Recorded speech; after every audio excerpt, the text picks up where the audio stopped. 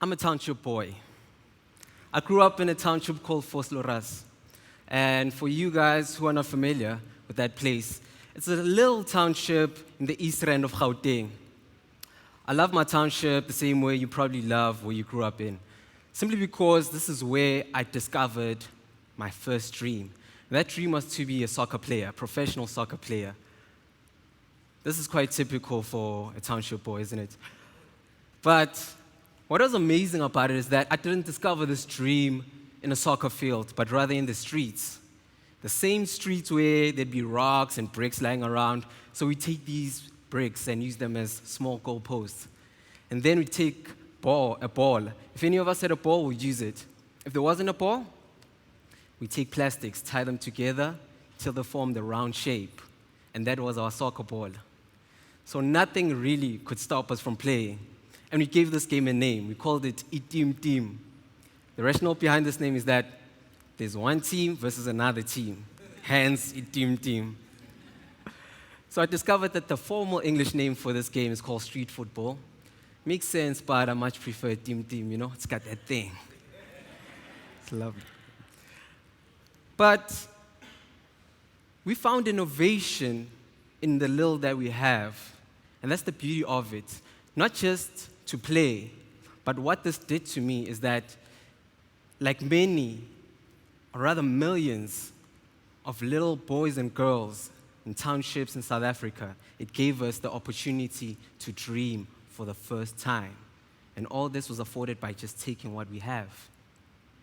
Now today, I'm not standing here as a professional soccer player, unfortunately. But I'm proud to say that I'm a videographer, I'm an entrepreneur in the local retail sector, and I make furniture for a living.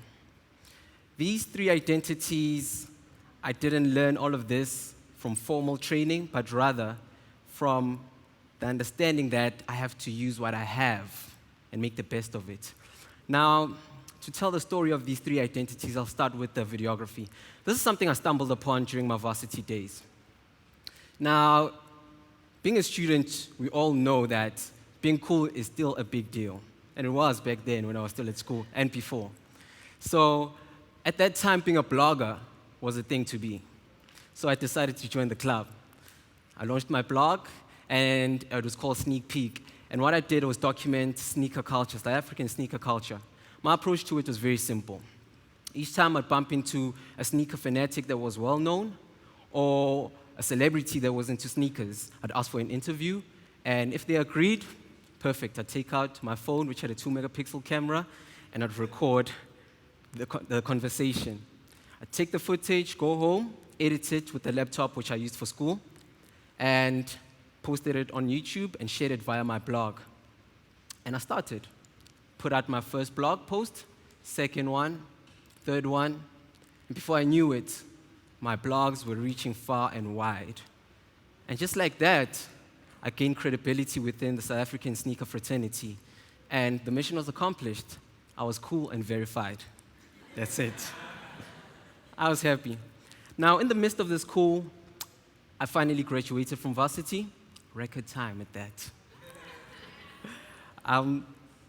But reality soon set in, and this reality is that I had to make a living, meaning I had to get a job. A lot of us know about this reality. So what I did was I went to friends of mine who were already in the job market, and I asked them, how long does it take to get a job? And the average answer was 6 months. And I thought to myself, 6 months is a very long time to be broke. I need to make a plan. And I did make a plan, and it's something I heard of, and it's an online store. It was fascinating. So I thought to myself, since I ran a blog, it should be easy to manage an online store since they're both online. So I took my last 2,000 rands, bought a domain, www.rhtconline.com. Done. RHTC is an acronym for Returning Home to Create. Sounds cool, so I ran with that name. Then, with the rest of my money, I bought a template for that website, changed a couple of things around to make it look like a proper website. At that point, I needed clients. So what I did, I went back to the cool crew I was part of. And within that crew, there were streetwear designers, local streetwear designers. These guys were very popular in their neighborhoods and other neighborhoods, except they couldn't sell to people outside their neighborhood. And this is where the online platform came in. Through the online platform, we could sell to people outside our province, people outside our country, and at times, people outside our continent. And at this point, I was happy, simply because I made money and I was still cool. And that was it. But as time went on, I learned to appreciate the fact that I was actually contributing towards solving an actual problem. And this problem was a distribution problem, not only a distribution problem, but I was playing a part in this ecosystem that allowed independent young entrepreneurs within the fashion industry to actually actively participate. And this meant a lot as time went on. A year later, we'd earned enough money to develop the site into a proper e-commerce site. And I'm proud to say today that RHTC Online Store is amongst the leading independently owned online retail stores. And this is how it looks.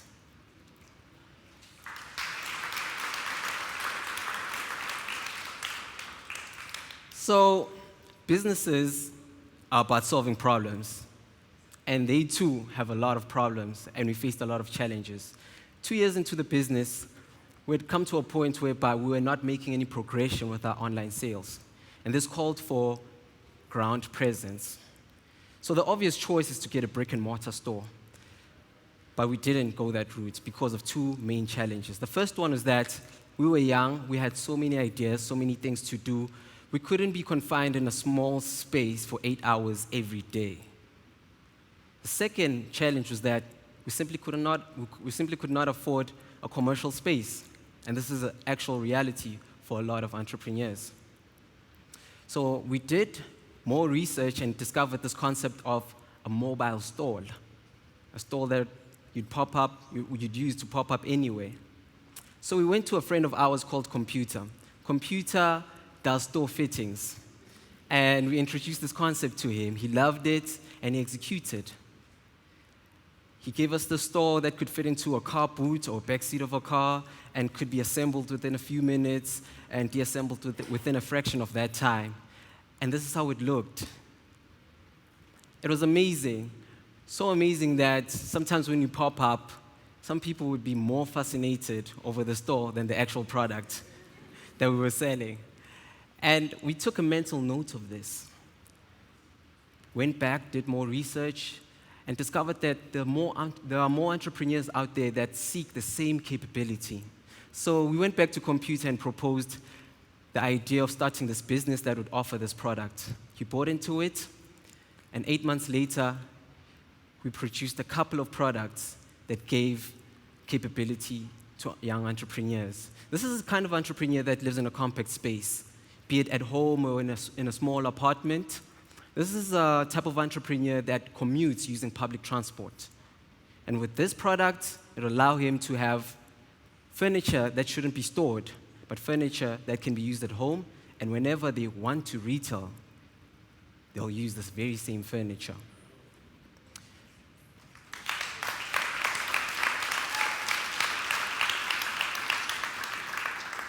So with this said, all these three identities are simply not because I'm a genius or my friends are genius at all. One thing we learned from that is that if we have ideas, we should just start. It's as simple as that. Just start with the little that you have and allow yourself to develop in the process.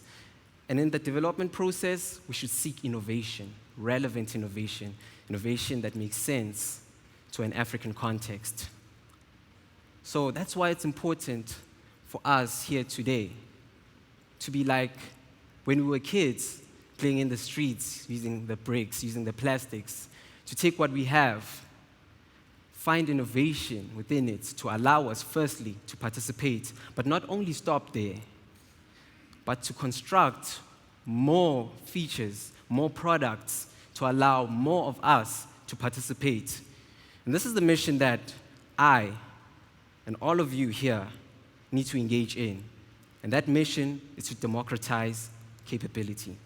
Thank you.